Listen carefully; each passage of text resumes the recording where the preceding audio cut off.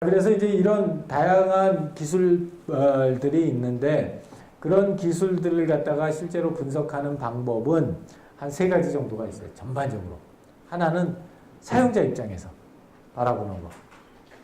또 하나 방법은 사업자 입장에서 바라보는 거. 그 다음에 이제 세 번째는 기술 그 자체의 관점에서 바라보는 거. 그래서 주로 이제 세 가지 정도의 방법으로 우리가 기술을 분석을 해요.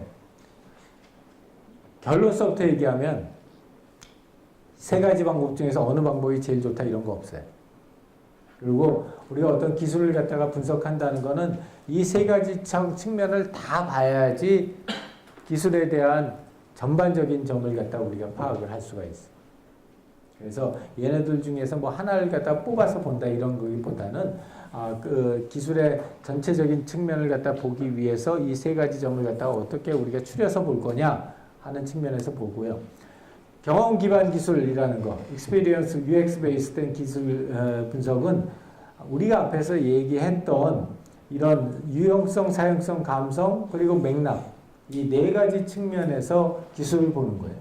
그래서 사람들이 가치적인 측면에서 이런 가치를 지금 추구하고 있는데 이 해당되는 기술이 그 가치를 얼마나 충족시켜 줄 수 있을까? 이러면은 유형성적인 잠재력을 분석을 하는 거예요.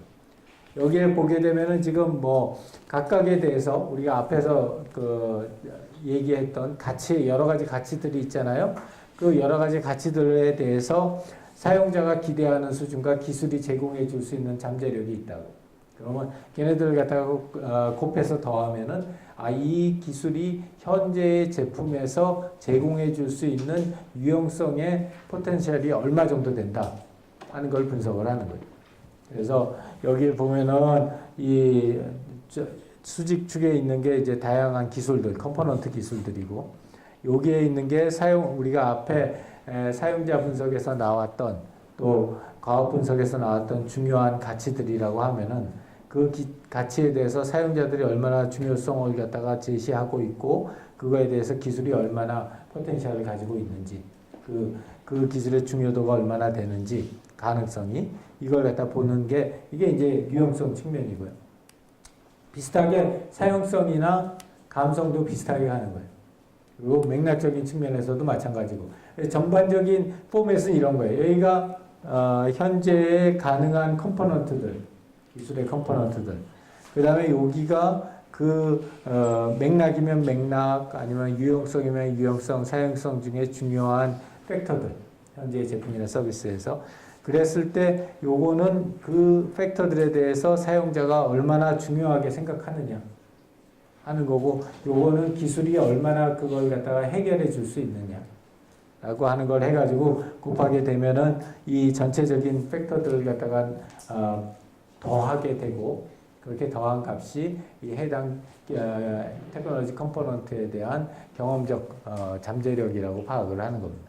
그래서 이렇게 해가지고 사용성, 유형성, 감성 그리고 그 맥락과의 핏까지를 갖다가 우리가 분석을 하고요. 혁신성 기반의 기술 분석은 이게 점진적인 혁신 기술이냐 아니면은 가격 파괴적인 혁신 기술이냐 아니면 시장 파괴적인 혁신 기술이냐에서 세 가지로 나눠요. 그래서 점진적인 그 혁신 기술이라고 하는 거는 아까 얘기했던 CPU 속도 같은 거예요. 그러니까 아직까지 전반적으로 사용자가 만족스럽지는 않아서 이쪽 부분에 대한 조금의 그 발전도 사용자에게 굉장히 큰 베네핏으로 제공될 수 있는 것. 이거는 이미 어느 정도 만족시키는 상태인데 가격이 너무 높은 경우. 그래서 그 가격을 갖다가 낮춰줄 수 있는. 그 다음에 이런 것 같은 경우에는 지금까지 제품도 있고 여러 가지 용도로 사용됐는데 그걸 사용하는 방법이 우리가 생각했던 거하고 좀 달랐었는데 그것들을 갖다가 어느 특정한 피처에 포커스해가지고 다른 용도로 사용하는 거죠. 그러니까 예를 들자면 닌텐도 위 같은 경우에요. 닌텐도 위 같은 경우에 그 안에 들어가 있는 이 모션 센서하고 그 안에 들어가 있는 그래픽 그 프로세서는 굉장히 좋은 거예요. 근데 예전에 그런 거 하려면 무지무지하게 비쌌댔어. 근데 닌텐도에서 어떻게 했냐? 나머지 요인들은 다 없애고 딱 그거 두 개만 해가지고 아주 저렴한 게임기를 만든 거예요. 그리고 그 게임기를 이거는 3D 모델링 하는 시뮬레이션 하는 기계가 아니라 이건 애들이 집에서 게임하는 기계다 하고 새롭게 포지셔닝을 한 거예요. 시장을 파괴한 거죠. 요 전에 있었던 하이엔드의 그래픽 시뮬레이션 시장에서 가정용 게임기 시장으로 새로운 시장을 갖다 만들어요. 이런 게 이제 시장 파괴적인 혁신 기술이라고 하는 거예요. 그리고 이제 사업자 입장에서 기술 분석하는 거는 한 6가지 정도를 봐요. 6가지 정도를 보는데 첫 번째는 내가 이 기술을 가지고 지금까지 억세스할 수 없었던 어떤 새로운 고객을 우리가 개척할 수 있을까? 새로운 고객의 개척 측면에서 보는 거고, 요거는 내가 그 고객들에게 지금까지 기술이 제공해 주지 못했던 어떤 새로운 밸류를 제공해 줄 수 있을까? 라는 측면에서 보는 거고, 이거는 내가 그런 밸류를 제공해 줬을 때 어떻게 하면은 그 제공한 가치에 걸맞는 수익을 창출할 수 있을까?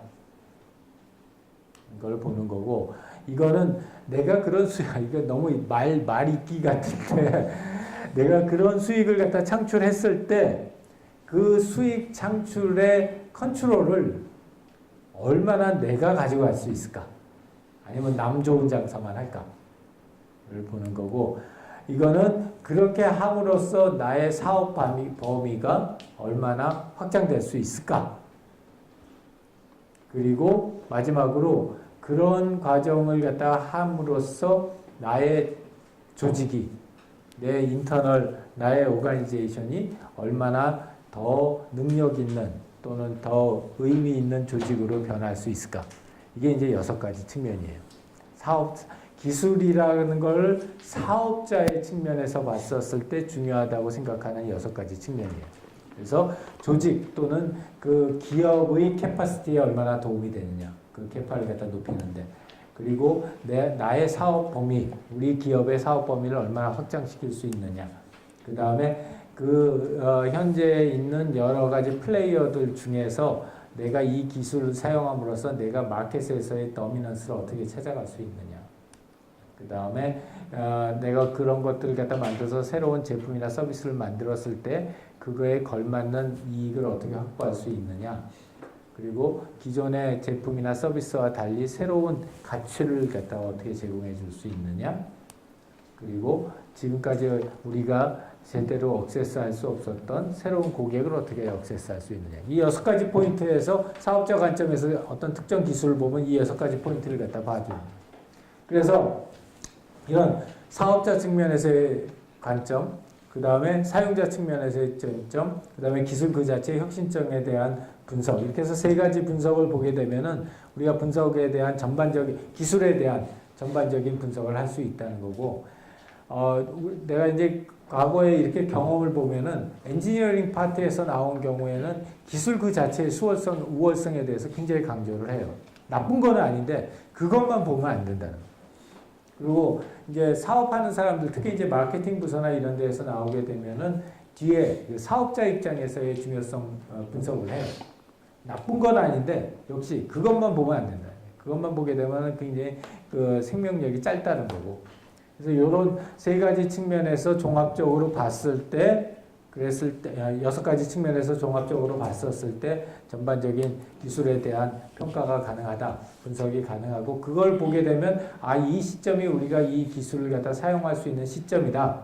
소위 말하는 그 트랜지션이 일어나는 시점이다라는 것을 알 수 있다는 거예요. 이게 전반적인 기술에 대한 설명이고요.